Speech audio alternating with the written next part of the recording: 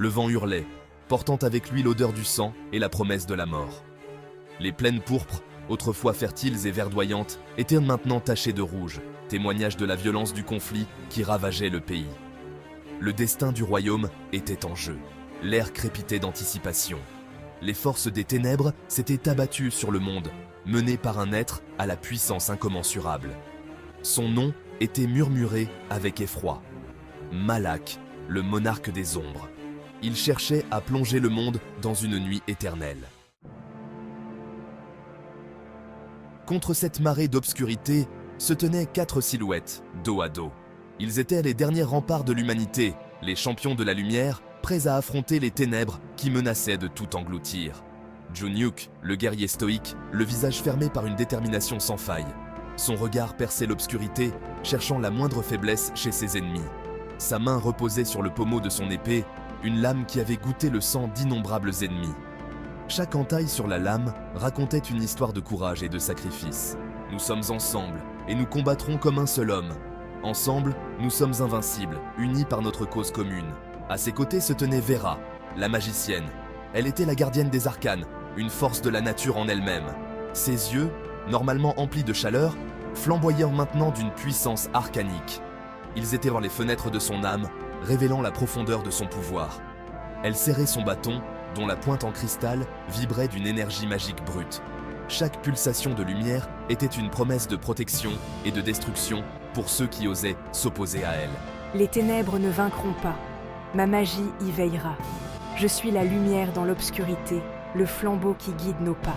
Allô, le voleur agile se faufilait entre eux, ses dagues scintillant dans la lumière déclinante. Il était l'ombre qui se mouvait silencieusement, prêt à frapper à tout moment. Ses yeux scrutèrent le champ de bataille, à la recherche du moindre avantage. Chaque mouvement, chaque souffle était calculé pour maximiser son efficacité. Rapidité et discrétion, voilà comment nous l'emporterons. Nous frapperons là où ils s'y attendent le moins et nous disparaîtrons avant qu'ils ne puissent réagir. Le dernier des 4, Jean-Claude, le paladin, se tenait droit et fier. Il était le pilier de leur groupe, un symbole de force et de résilience. Son armure brillait, tel un phare d'espoir, face à l'obscurité grandissante. Chaque éclat de lumière sur son armure était une promesse de victoire. Il leva son marteau de guerre, dont la tête était gravée de runes sacrées, et laissa échapper un rugissement de défi.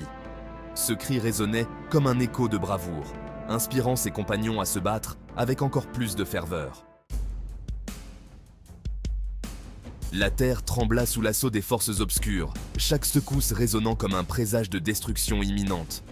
De l'horizon, une vague de créatures grotesques déferla, une marée noire de terreur et de chaos, avançant inexorablement vers les défenseurs. Des parodies tordues d'hommes et de bêtes, leurs yeux brillaient d'une faim malveillante, leurs formes déformées par une magie noire et ancienne. L'avant-garde de l'armée de Malak, une force sombre et implacable, avançait avec une détermination sinistre. « Tenez bon, nous ne devons pas les laisser passer. Pour nos terres, pour nos familles, nous devons résister. » Junyuk affronta la charge de front, son épée se mouvant comme l'éclair, chaque mouvement calculé pour maximiser l'impact. Il se fraya un chemin à travers les premiers rangs des créatures, ses mouvements précis et mortels, chaque coup porté avec une précision chirurgicale. Chaque coup de sa lame envoyait des membres volés. Chaque estoc trouvait sa marque, transformant le champ de bataille en un spectacle de carnage. Sentez la fureur des éléments, que la nature elle-même se dresse contre nos ennemis. Vera déclencha un torrent de feu, incinérant une horde d'ennemis, ses pouvoirs magiques transformant le champ de bataille en un enfer flamboyant. L'air se remplit de l'odeur de chair brûlée, un parfum de mort et de désespoir flottant sur le champ de bataille. Mais les créatures continuaient d'arriver, leurs rangs semblant sans fin, une marée inépuisable de ténèbres et de destruction. Ils ne cessent d'arriver, mais nous aussi, nous nous battrons jusqu'à notre dernier souffle. Halo dansait dans le chaos, ses dagues tourbillonnant comme le vent. Chaque mouvement, une symphonie de mort et de destruction. Il frappait depuis les ombres, éliminant ses ennemis avant même qu'ils ne sachent qu'il était là, un spectre de vengeance et de justice. Jean-Claude, bastion de vertu, s'abattit sur les rangs ennemis. Il était un phare de lumière dans l'obscurité, un symbole d'espoir pour ses compagnons. Son marteau de guerre s'écrasa avec une force tonitruante, chaque coup résonnant comme un tonnerre divin, broyant les eaux et projetant les créatures dans les airs. Les ennemis volaient comme des feuilles dans une tempête, incapables de résister à sa puissance. Il combattait avec une fureur juste, une rage alimentée par la justice et la protection des innocents. Sa voix résonnant sur le champ de bataille. Chaque cri était un appel à la bravoure, un rappel de leur mission sacrée. « Pour la lumière !» cria-t-il, sa voix perçant le chaos de la bataille. Rugit-il, chaque mot comme une prière, chaque syllabe un serment de protection, chaque coup de marteau un témoignage de sa foi. Mais l'ennemi était implacable, avançant sans relâche.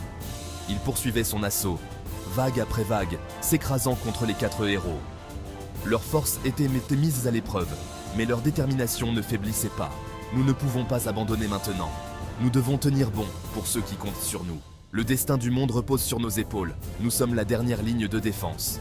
Jun-Hyuk, son armure maintenant maculée de sang, combattait avec une détermination farouche. Chaque mouvement était précis, chaque attaque calculée. Il savait que le destin du monde reposait sur ses épaules. Il ne pouvait pas échouer. Pas maintenant. Pas jamais. Ensemble, les héros formaient un rempart indestructible, unis par leur cause commune et leur volonté inébranlable. La bataille atteignait son paroxysme, chaque coup porté avec une intensité renouvelée, chaque cri un écho de leur détermination.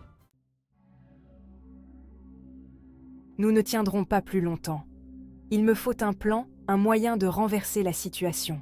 Vera, le visage pâle par l'effort, savait qu'il ne tiendrait donc pas plus longtemps. Elle avait besoin d'un plan, d'un moyen de renverser la situation. Elle regarda ses compagnons, leur visage marqué par la fatigue et le désespoir. Jun-Hyuk, il me faut du temps. J'ai compris. Jun-Hyuk acquiesça, l'air grave. Il savait ce qu'elle comptait faire. C'était un pari risqué, mais c'était leur seul espoir. Dans un élan d'adrénaline, Jun-Hyuk chargea au cœur des rangs ennemis. Il combattait comme un possédé, chaque coup porté témoignant de ses années d'entraînement. Il se fraya un chemin à travers l'ennemi, attirant son attention, donnant à Vera le temps dont elle avait besoin. « Jun-Hyuk, tiens bon, j'arrive !» Allô ? Ses mouvements de plus en plus frénétiques se fraya un chemin vers Jun-Hyuk. Il savait que le guerrier ne survivrait pas longtemps face à une telle adversité. « Ils ne nous briseront pas !» Jean-Claude, son armure cabossée et meurtrie, tenait bon, sa foi inébranlable. Il combattait avec la force de 10 hommes, mais même lui commençait à fatiguer. Vera, son bâton brillant d'une lumière aveuglante, déclencha son sort le plus puissant. Une vague d'énergie pure jaillit d'elle, incinérant tout dans un rayon de 100 mètres. Le sol trembla, et l'air lui-même crépita d'une magie brute. C'est notre seule chance. Lorsque la lumière s'estompa, le champ de bataille était étrangement silencieux. Le sol était jonché des restes calcinés des forces de Malak. Mais la victoire avait un prix. Vera s'effondra, vidée de sa magie. Doucement, mon ami. On s'est gagné un peu de répit. Halo atteignit Jun-Hyuk juste au moment où le guerrier s'écroulait à genoux. Il était couvert de blessures, son armure presque entièrement détruite. Mais il était vivant. Elle a tout donné. Jean-Claude les rejoignit, le visage marqué d'inquiétude. Il regarda Vera inconsciente, l'air grave. Les 3 héros se rassemblèrent autour de Vera, le visage sombre. La bataille était loin d'être terminée. Les forces de Malak étaient toujours là, et elles reviendraient. Mais pour l'instant, ils avaient en gagné un sursis. Jun-Hyuk, la respiration sifflante, baissa les yeux vers la magicienne. Il lui devait la vie. Il était prêt à mourir sur ce champ de bataille, mais elle l'avait sauvé. Ils se regroupent, ils vont revenir, et ils seront plus forts. Halo scruta l'horizon, les yeux plissés. Nous devons atteindre la citadelle d'obsidienne. Si nous pouvons atteindre la source du pouvoir de Malak, nous pourrons peut-être l'arrêter. Jean-Claude acquiesça d'un air sombre. Le cœur lourd, Jun-Hyuk souleva doucement Vera dans ses bras.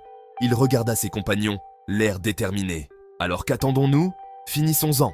Et ainsi, les 3 héros, meurtris et épuisés, mais indomptables, tournèrent le dos au carnage des plaines pourpres et se mirent en route vers la citadelle d'obsidienne. Le destin du monde reposait sur leurs épaules, et ils ne faibliraient pas. Ils affronteraient Malak, et ils le vaincraient, pour le bien de leur monde, et en mémoire de ceux qu'ils avaient perdus. Le combat était loin d'être terminé, mais ils ne perdraient pas espoir, pas tant qu'ils auraient encore un souffle de vie.